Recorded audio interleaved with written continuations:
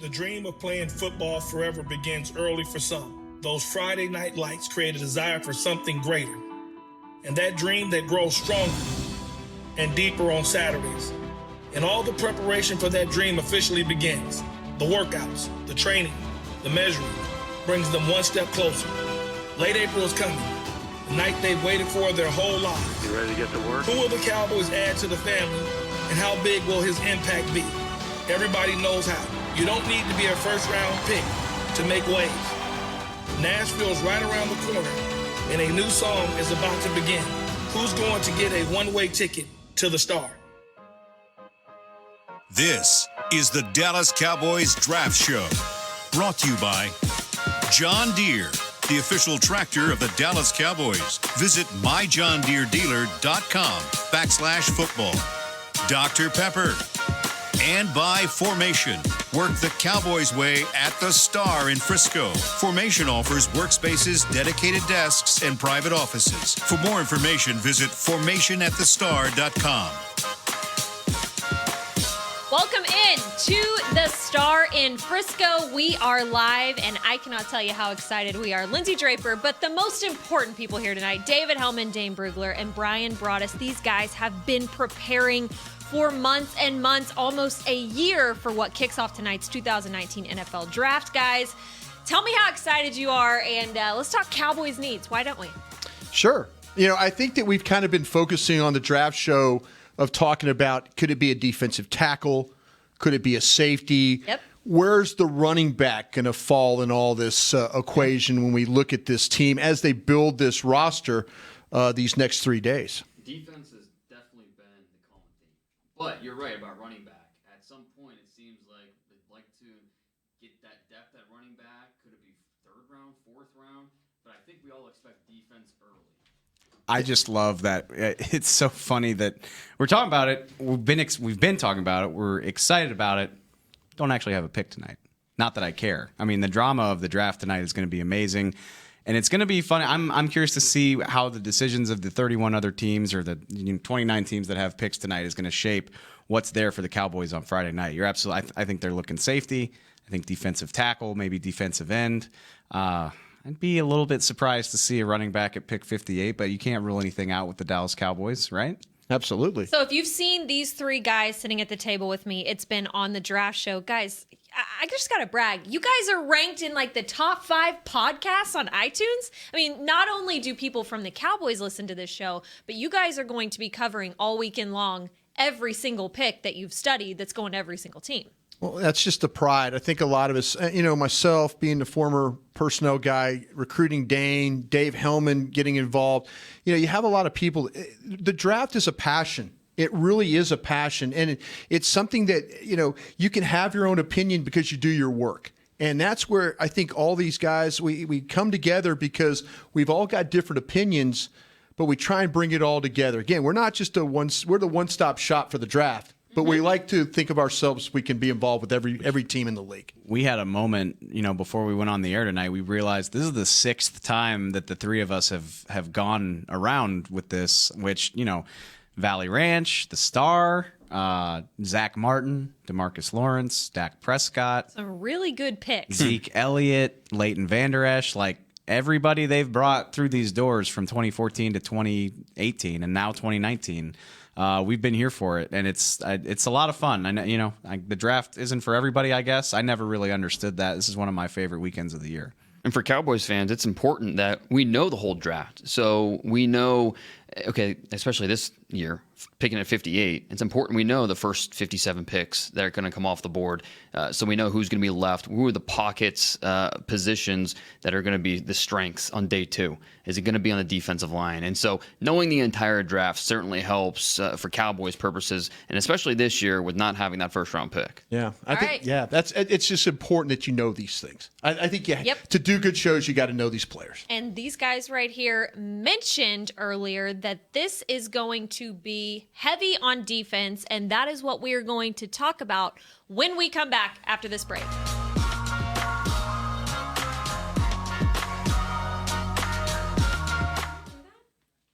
We've got the fan in our headsets. Oh my gosh. Kent, they're bleeding in. They're bleeding in. Sorry, if I was talking like an idiot, I was No, you sounded good. so confused. Douglas, go tell Douglas the fan is coming in through their headsets. You talking to us? No, I think he's talking to Chris.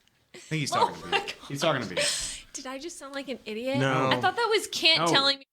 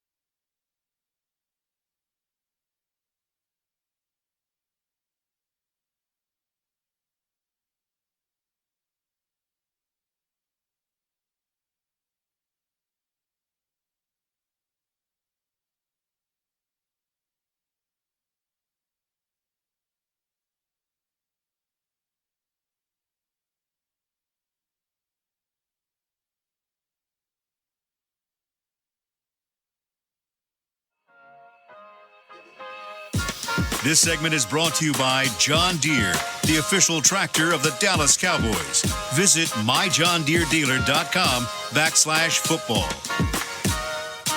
Welcome back in to the Draft Show. We are continuing here from the Star in Frisco, and we are going to talk Cowboys needs. Guys, it is no secret that they are thinking about going in at safety in round 2. Now, talk to me about some names. I know we've got some guys who came in here on 30 visits that we're all really high on, but tell me about safety. Could this guy be a help the first day he gets in here? You guys think I'm crazy? I don't even know how much of a limb this is, but I think safety is what they would prefer to draft at 58, if they could. That box safety, that enforcer, is going to run the alley, come downhill, pair him with Xavier Woods. At the same time, you still want a guy that's maybe interchangeable, can do a little bit of everything. And the name I keep coming back to is Jonathan Abram from Mississippi State. Now, can you go get him? That is the big question. There's a good chance, he comes off the board in the first 35 picks. Now, if he's a guy you really like, do you try to make a move to go up and get your guy, or do you stay put at 58 and hope one of your safeties is still there? Yeah, I think the question we had today on our show, the draft show this morning, was that how patient would Jerry Jones and this crew be? After sitting through a first round, would they be willing to sit there? At what point in time? I think the draft starts for the Dallas Cowboys at 41. I think that's where they kind of, they're going to look at all these picks that happened before, but they'll have an idea of really, I think, which direction it will go for these safeties. Right. So that's what they have to look at. The draft starts at 41. They have to be prepared to make a maneuver to try and go up if, in fact, there's a guy. Dane always talks about it. Go for a player, don't go for a position. And I think those players, if I had to guess, if you're talking safety, Juan Thornhill, the safety out of Virginia, Jonathan Abram, Mississippi State, Taylor Rapp, Washington. Yeah. Can't say with a certainty that they'd be willing to go up for all three of them. I think they'd be willing to draft all three of them. It's just a matter of whether or not they're there. Talk to me about the defensive line. Obviously, the Cowboys brought in Robert Quinn, but this is a high need as well. Where is the hole on the defensive line? What do you need? 3 technique, under tackle. That seems like the groups that they've kind of looked at. We've talked about Tristan Hill has been a guy. He seems to be the guy that everybody's focused on right now. On my board, it's 66, the top 100.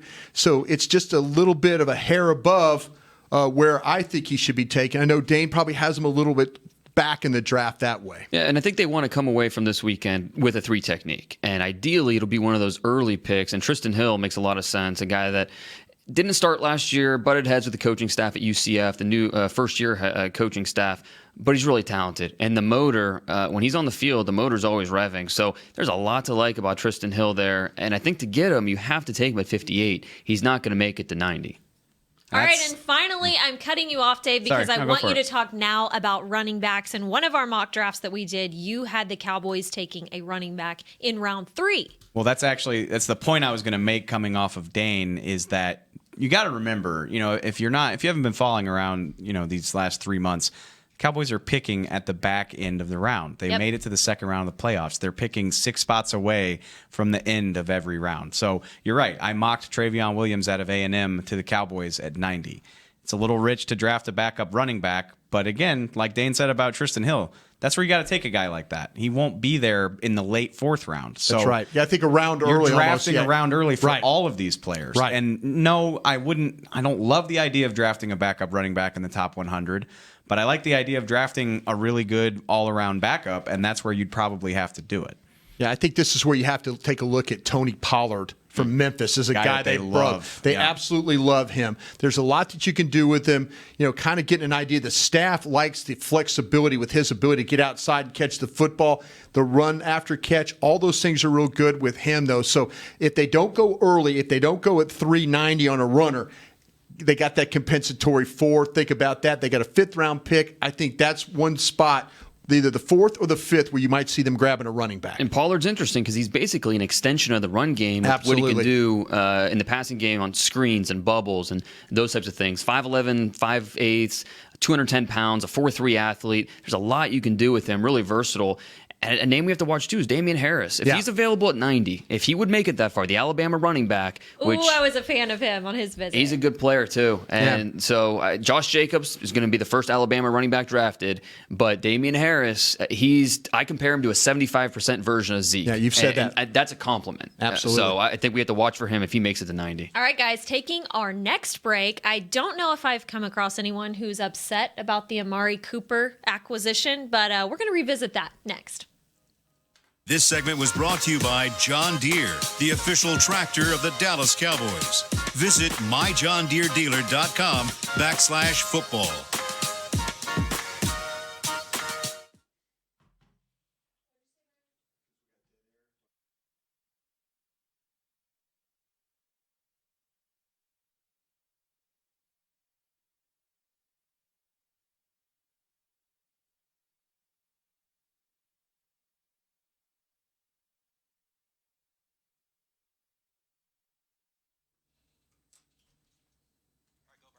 Okay, we're back here with our coverage for the internet side of things as we go to commercial here. Thinking about, we've kind of focused in. Is there going to be a surprise player that we're not thinking about at 58? We've hit the names of Hill and You using this as another opportunity to talk Joanne Williams? No. I'm just in your mind. Are we focusing? Are we kind of narrowly focusing on something, but not focusing on something else?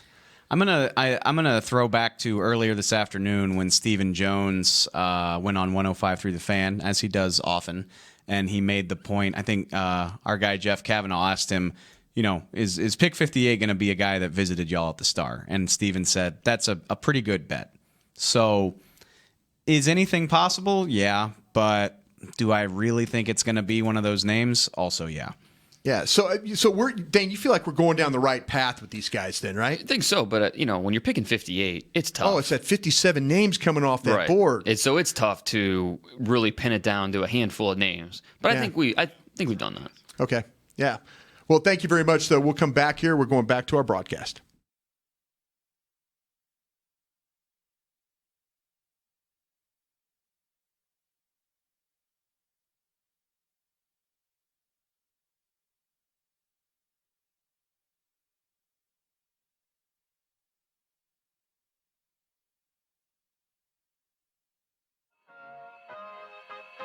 This segment is brought to you by Formation. Work the Cowboys way at the Star in Frisco. Formation offers workspaces, dedicated desks, and private offices. For more information, visit formationatthestar.com.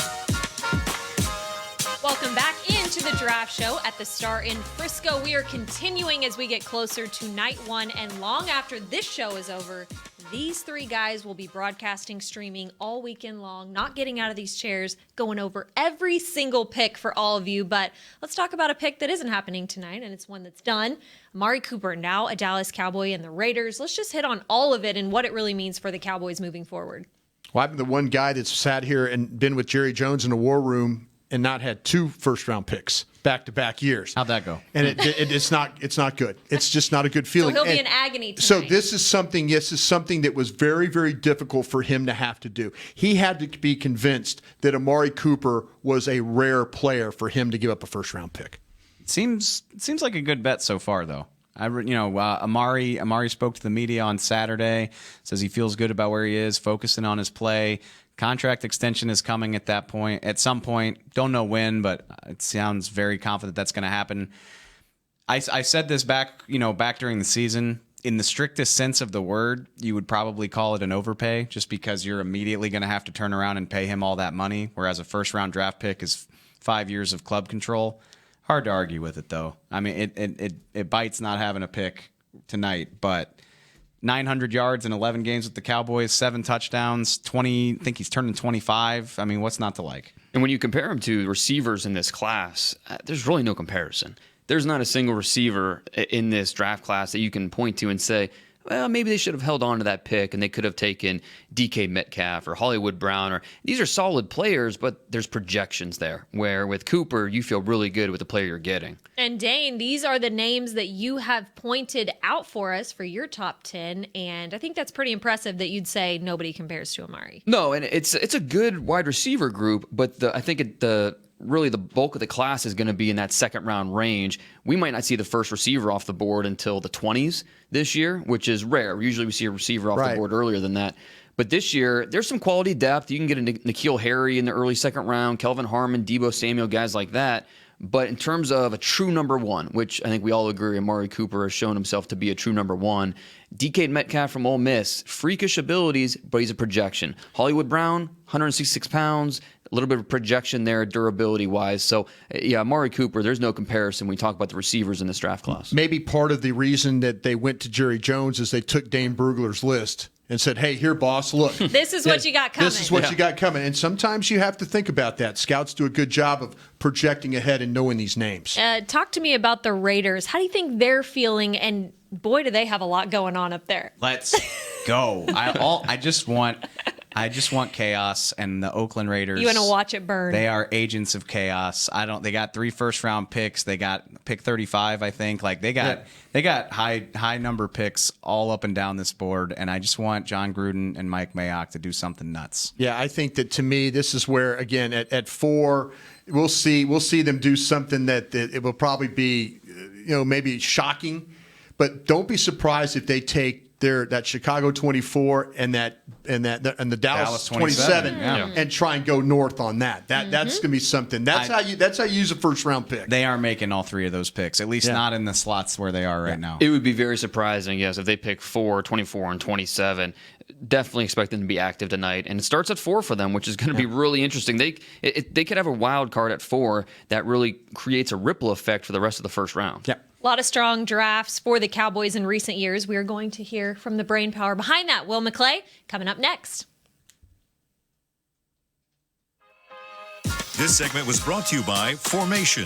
Work the Cowboys way at the Star in Frisco. Formation offers workspaces, dedicated desks, and private offices. For more information, visit formationatthestar.com.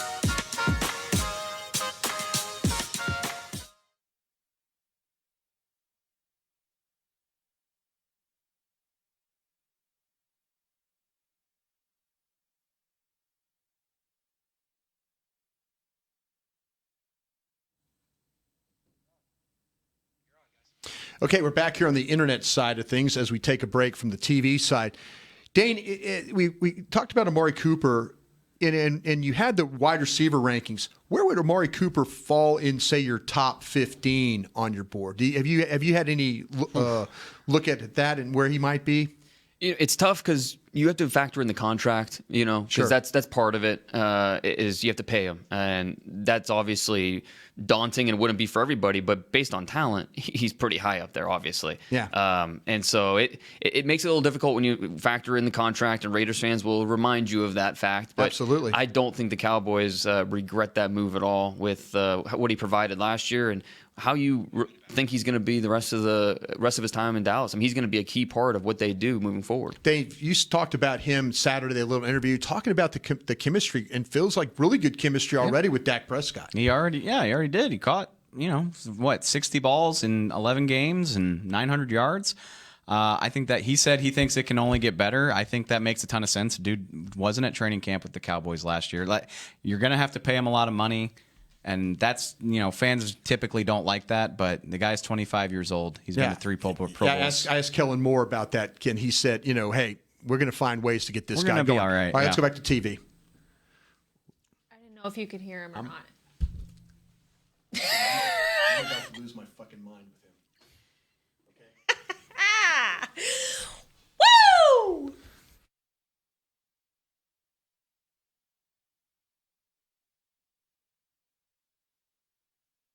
This is the DallasCowboys.com Draft Show. Cowboys are on the clock. Welcome back into the draft show. We are going to continue all discussions here. Cowboys do not have a first-round pick tonight, but there is still action in the War Room at Ford Center. Thank you, Lindsay, and I am here with Wilma Clay, Cowboys Vice President of Player Personnel. And Will, thanks for joining us here. We're inside the War Room, and it's quiet now, but here in a few minutes, people are going to be trickling in and really kind of have all eyeballs here on this draft. Yeah, it's an opportunity. While we don't have a first-round pick, we have one in Amari. Very excited about that. But it's to understand what's going on, to kind of get a feel for what everybody's looking for, and it's still an exciting time. Yeah, now you knew this day was coming when you made the trade for Amari Cooper. And Stephen Jones even said, when it's our turn to pick, we're going to sit and watch highlights. Do you have the highlights queued up here? We're ready to go? Yeah, we're ready to go with those. And again, like I said, we're very happy to have him, and it's going to pay big dividends for us down the road, and we're just preparing for day 2. So walk us through a little bit what today looks like without that first-round pick. You start seeing guys off the board, so there's going to be some surprises. Is there anything to kind of get you scrambling and say, oh, we might need to do something here, or do you think it's going to be a stand-pat night? You never know, but I think we'll stand pat, and there's some good football players there. We'll see what falls off the board and kind of where our guys are that we like and our ratings, and kind of see where we are from there.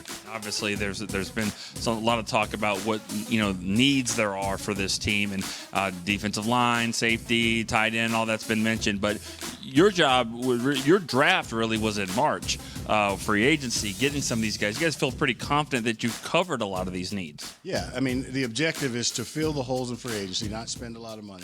That's been our model, to do that and bring in players that want to play our way and fit our scheme, and then be able to draft pure, because you're never one player away, so we want to fill it up with good players and draft the best players. Now, as Bill Parcells used to say, you're just trying to keep your house from burning down, so you're not going to talk about other teams. But looking at what the Cardinals and Kyler Murray, and don't know what's going to happen there, that just means this whole draft seems to be kind of crazy, because nobody has a good feel for what's happening, even with the first pick. Right. The excitement of the NFL and the NFL draft has grown exponentially, because you don't know what's going to happen. Trades are starting to happen. Things that normally didn't happen 5 years ago, they're happening a lot now.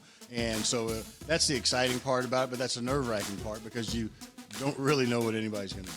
All right. Well, obviously, you're not going to tell us what you're going to do. You have some players in mind of what you're looking for, but if you can fast forward when tomorrow comes, when you see these guys off the board, and now you get back in here tomorrow, then it's really on then, because now you're going to know you kind of have some targets of where you might want to go. Yeah, there's going to be the players that have left the board, the first 32. So now we restack and look at where we are and the positions that are available and what may and may not happen. I'm sure the phone will start ringing a little bit more tomorrow with our draft pick and where we are, and people trying to move up, move down. So it's just being consistent and being ready for our time. All right, thanks, Will. It's quiet now, but it's about to heat up here in the next few minutes. Lindsay and the guys, back to you. Thank you, Nick and Wilma Clay. I think it's no secret anymore. Will is fantastic. All right, we're going to take a quick break here, and when we come back, we are going to give our bold predictions. That's next.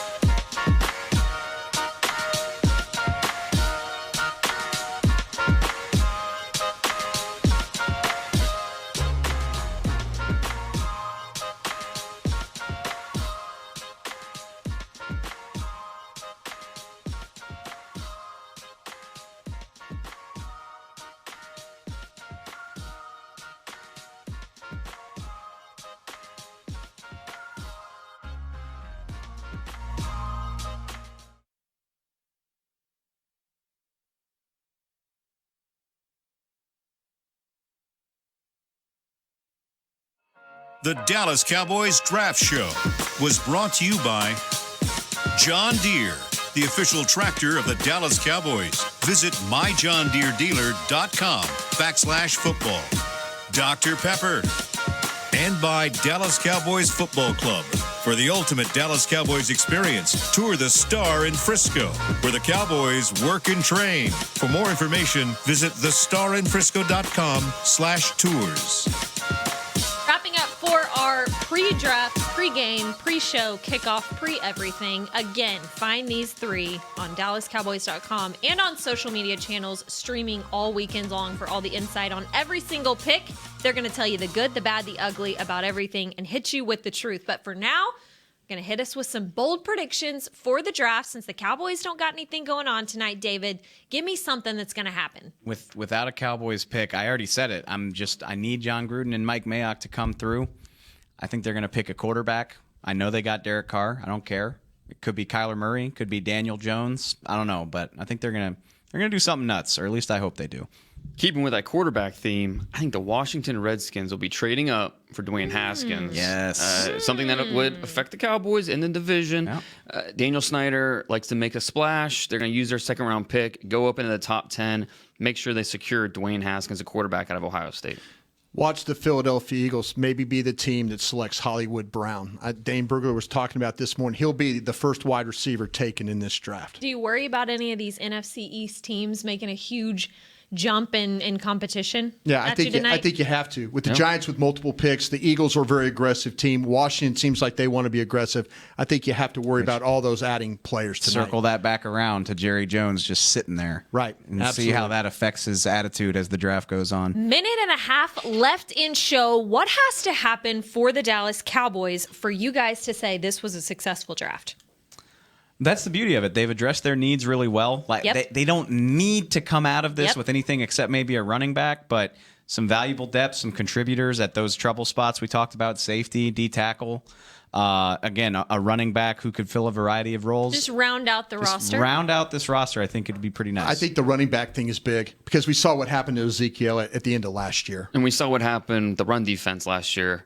They need to get some more bodies, create depth, create competition on that defense. Let some of these rookies push for playing time early on next year. Just get more talented bodies on that defense.